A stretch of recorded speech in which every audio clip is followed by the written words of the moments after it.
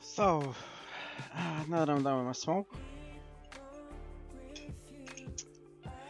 this is, I don't know if anyone's gonna attend this or not, whatever. I'm just gonna talk about some issues that I've noticed lately in Second Life. Is that with the kimono and the kimono mods, there are a few issues lately as to where. Alright, give me a second here because the music is too loud for me for some reason. Okay, I'm gonna turn this down here and have it here to blast. Maybe not to blast, maybe around there. Okay, that should be fine. Okay, so the issue I've been noticing lately with Second Life is whenever you attach some mesh to your kimono or kimono add-ons, part of your kimono turns on alpha layering for some reason. What's alpha layering? Well, it's usually when it's here when you right click your object, in this case the feather torso or the kimono, and you go into edit and then texture, and alpha mode is turned on, thus making your body invisible. Now I've noticed that this is happening with some of my clothing. I don't know if it's happening with other stores clothing, but the thing is the kimono doesn't need alpha mode on. So if you see you're attaching a piece of clothing and parts of your bodies are going invisible, right click your kimono and whatever add-on you have on for it, feather torso, ABC boobs, and so on. Right click them, edit mode, go to texture and remove alpha mode.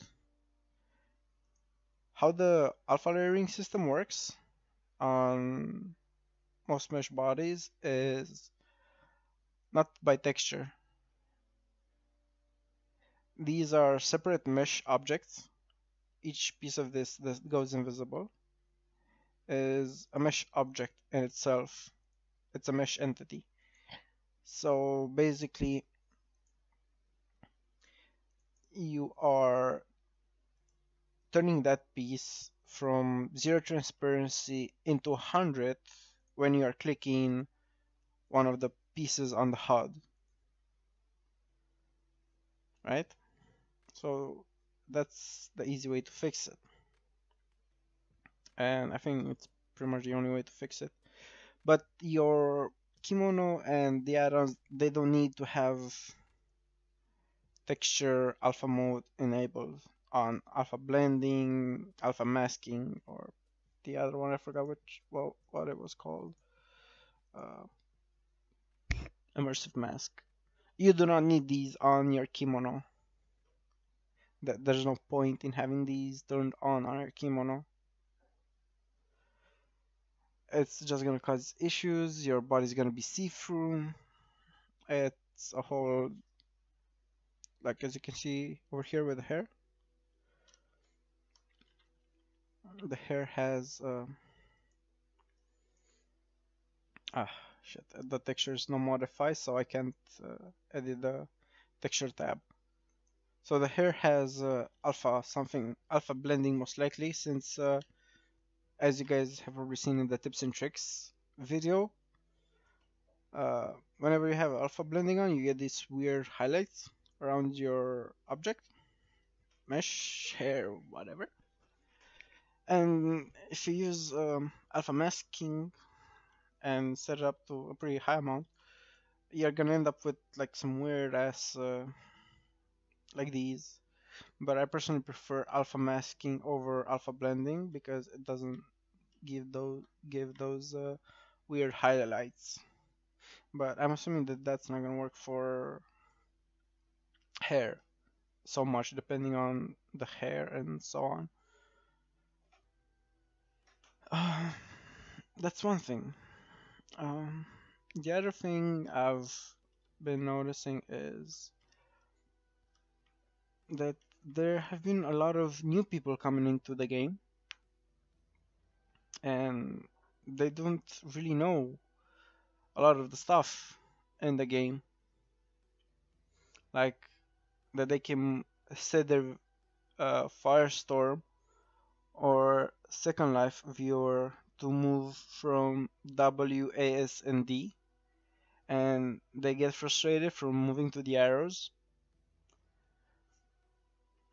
How you can switch that is you hold down Control, then you press P from Paul. You type in the search WASD, which should be normally under Movement and View. This should be in the default Second Life viewer as well. And hit this. Use WASD instead of local arrow keys, instead of the arrow keys. And that's one way to fix that. Now, if you have an older computer and you're not gonna get 100 something FPS on it, or you're probably not gonna go over 60 FPS, most likely. There's one thing you can try, which would be going into the, where was it? Was it hardware? No, it's in rendering, and you can remove the limit FPS, which is usually set at 60. If I turn this on, you can see my FPS just went down, and it went below 60, right? You can increase it, or better off, just turn it off, so your FPS isn't capped at anything. Now, but if your computer is slow, you might want to turn off render glow to help a bit with that, and you're not gonna want shadows of any kind. And your draw distance shouldn't be higher than 128, probably even lower. Particle counts definitely low, depending on how much you can go with or not go with. There are a few things you can go without on here. Hardware skinning isn't one of them. Preferably is to have hardware skinning always on, and if you can, avatar clothing as well. What these mainly do is that they avatar clothing, any mesh attachment to your avatar is going to be fully rendered at max resolution at the highest triangulation possible at all the time. So regardless of how far you zoom out, it's still going to look the same, right? Now, most of my mesh that I upload are pretty well made since I've started optimizing most of my mesh, and regardless of the distance, you're pretty much going to see it the same. And I bump up the triangulations to a pretty good standard, so you can still see the mesh itself from far. Other things you can go without is terrain, sky, and trees, and maybe flexi prims as well, since I don't think there are a lot of people that still use flexi prims. But you've got those old hairs that some of them are pretty decent, that have flexi prims in them.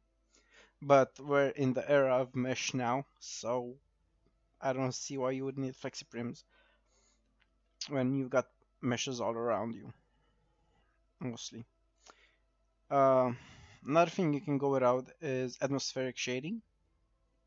This will give you a giant FPS boost when you turn it off. This is one thing that is always gonna slow down your viewer, but it's not the case for me. Um, non-imposter avatars. Depending on how crowded the sim is, you're gonna want to turn it down. Probably even to like a few of them, so you don't render an entire sim of avatars that you don't really care for. Uh, if you have a slow computer, I would suggest you keep this at 1, so you can just render yourself and probably another person. And if you care about how someone you're talking to looks, you can always right click them and render them. You can right click, then go to more again, and render.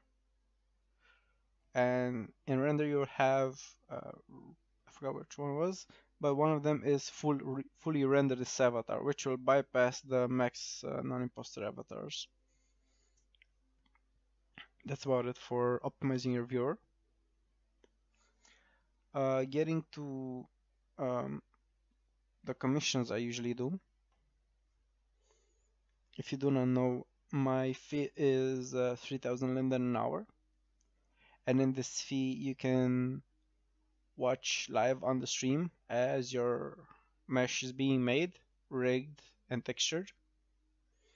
Along with this fee of $3,000 an hour, you get the right to resell your mesh with no percentage to me, unless you want your mesh to be sold on my store, on my marketplace, which I will take a 10% fee.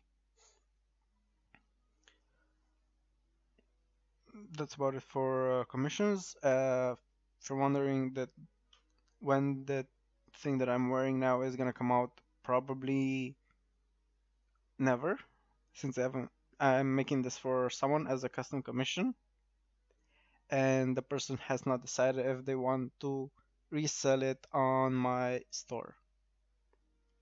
I'm still waiting for a response from them, and we'll see. You might see this on my marketplace, you might not see it on my marketplace.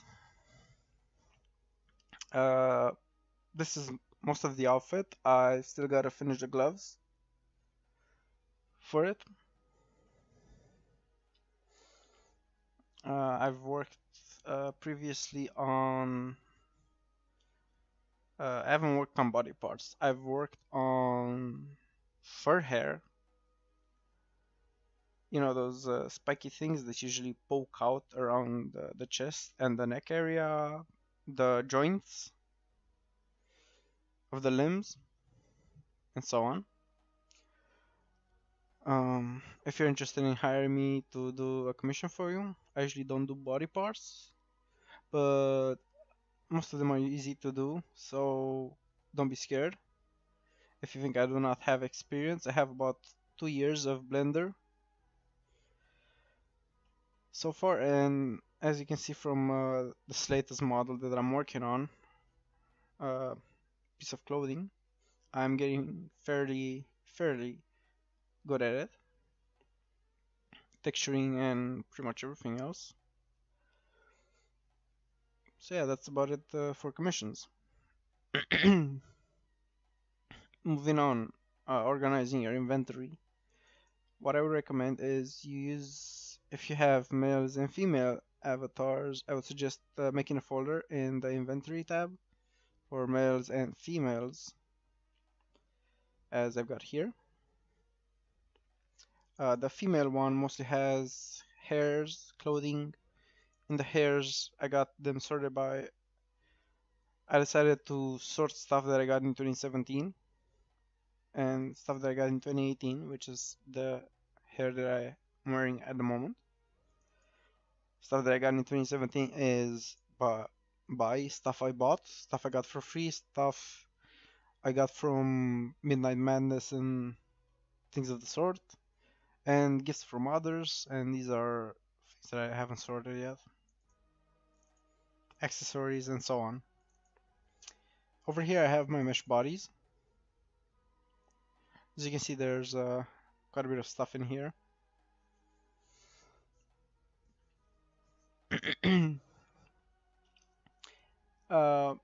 You can either divide these and put them separately in each guy or girl folder, depending on which one is and isn't.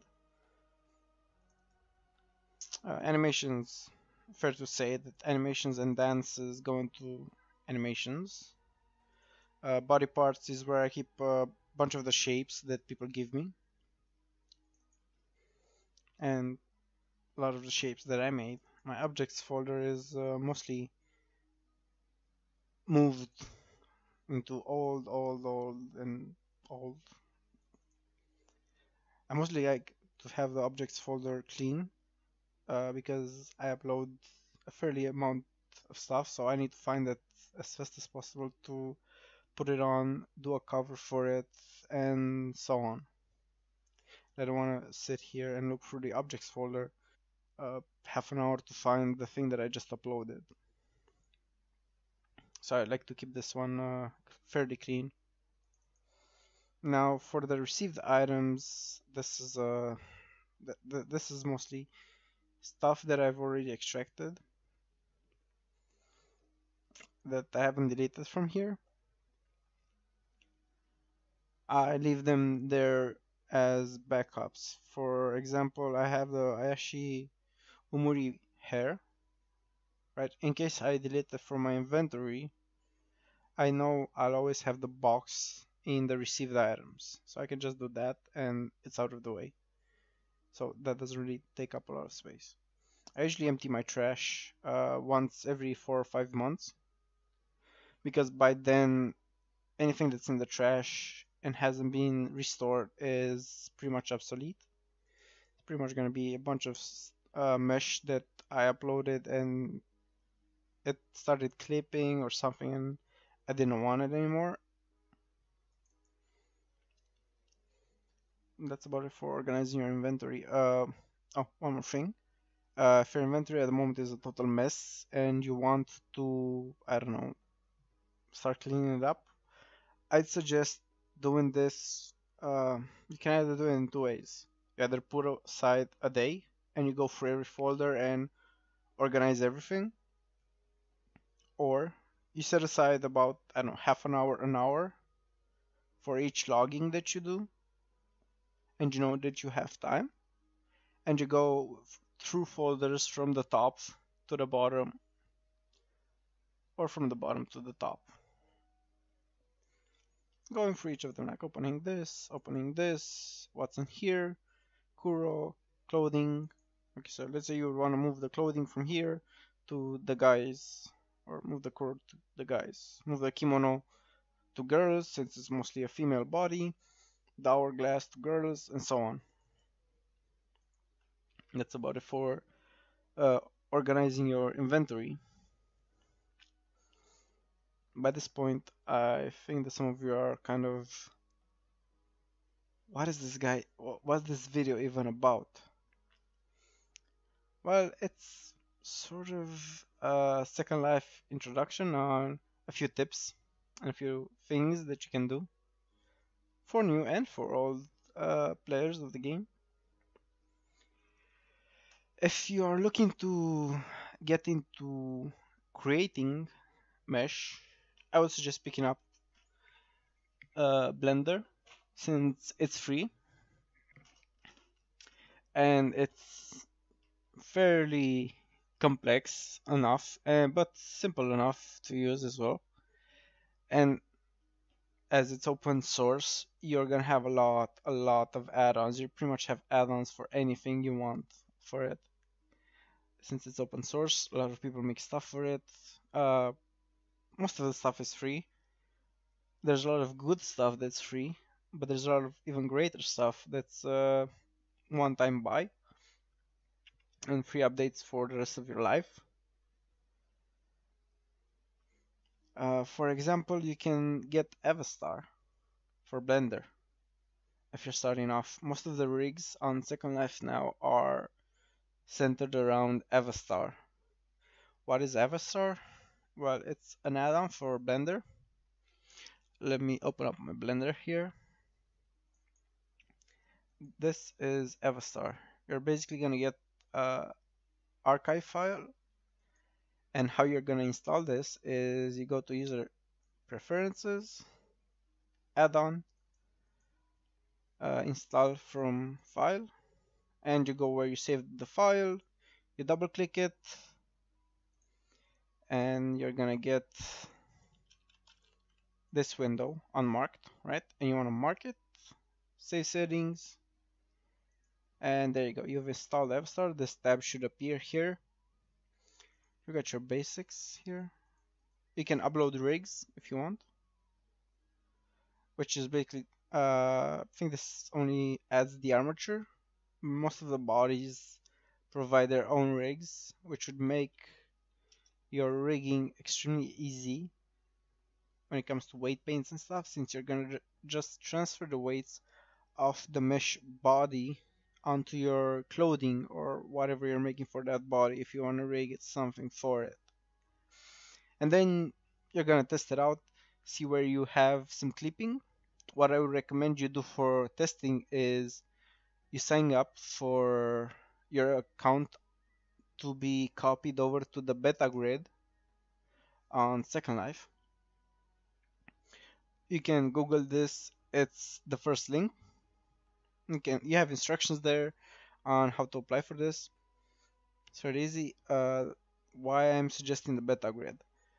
The beta grid refreshes your inventory every 24 hours, and every week you get about 15,000 linden for uploading. Now, you cannot withdraw the linden from the beta grid. You can only use it for uploading on the beta grid. The beta grid is not connected to the main grid, so there you go. It's not gonna affect your linden on here, so feel free to, like, I don't know, change the weight of one vertex and then upload it. Upload as much as you want. Every week your linden's gonna be reset back to 15,000. You're not gonna use 15,000 linden in a week to upload. Trust me, when I started off, I barely got through, I don't know, I think 2,000 linden, and I was uploading a lot. You can ask people that were buying my stuff at the start. I was uploading mesh daily. It wasn't very optimized mesh, but it was daily. It was a lot of mesh. When I started uploading for ABC, there wasn't a lot of stuff for ABC. I wanted to have stuff to wear, so I made a lot of stuff. I saw something on Facebook, some fan art for a game. I liked it, I made it. So I uploaded the marketplace, knowing that there wasn't a lot of stuff for the ABCs.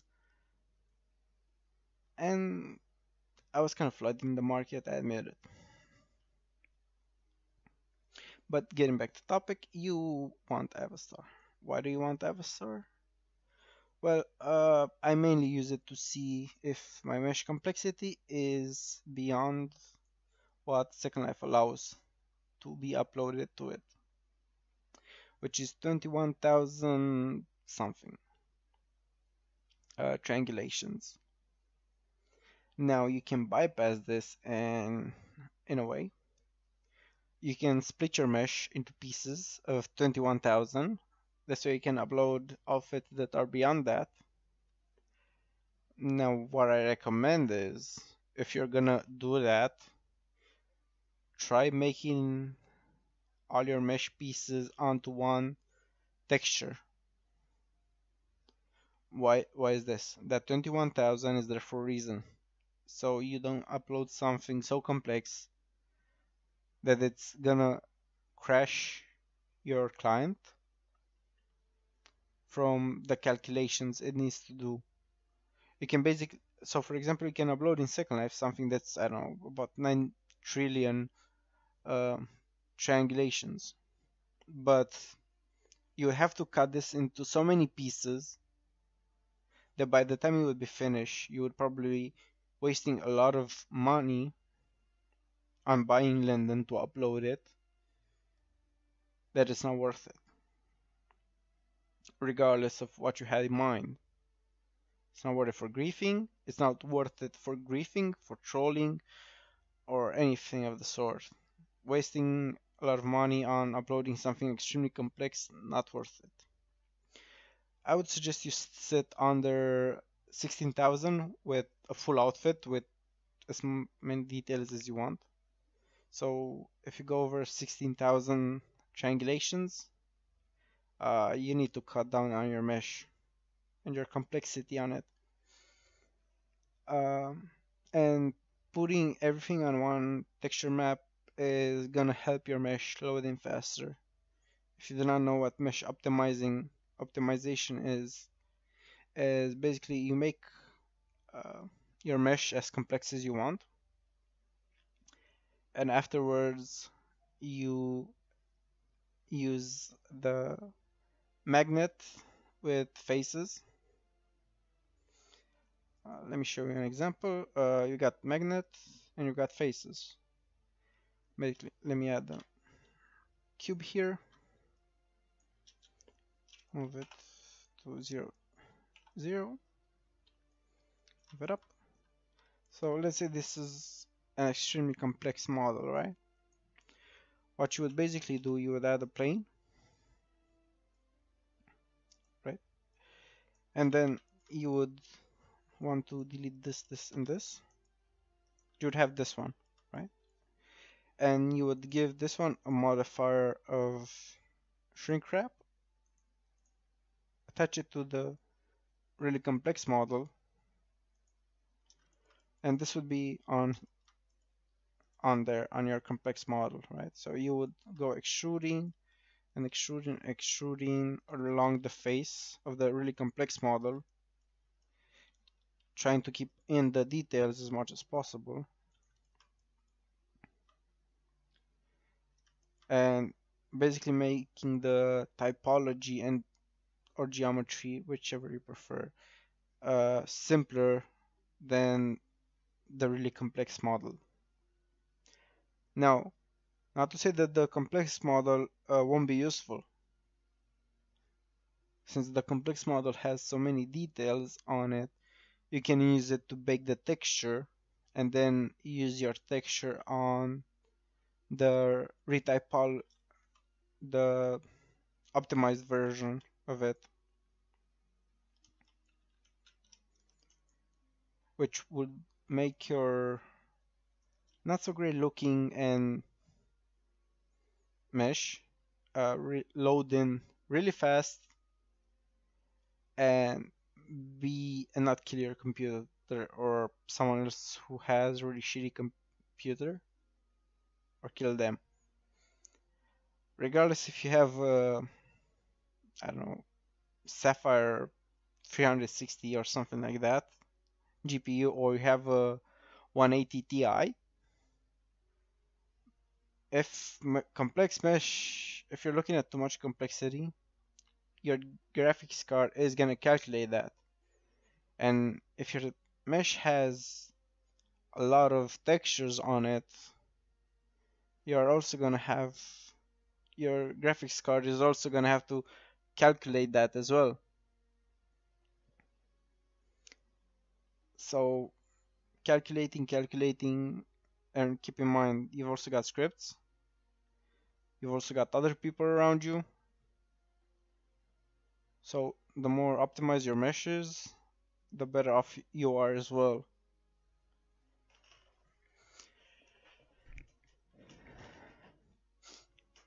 I see there are 3 people on the stream. If you guys have questions, feel free to ask them. If it's regarding Blender or Second Life, go ahead. Fuck it. If you have any questions regarding to any topic, I'm up for the discussion. If you wanna have a chat, feel free to come to Heidi's. You have the coordinations here: 91/189/186, and we can have a conversation about anything you want. I'm gonna smoke a cigarette at the moment. If my lighter will work.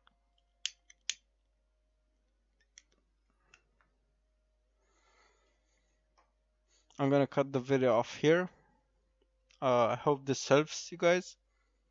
If you know people who are just starting off Second Life, you can refer them to this video. It has a few tricks and tips in it that might help them in the long run. I encourage you to refer newbies to the other videos of tips and tricks of Second Life that I've made. It will help them. And if you've got questions about pretty much anything, don't be afraid to send me an IM. If you're having issues, again, send me an IM. If it's in my ability and in my knowledge, I will help you. See you guys. Alex Acroft signing off.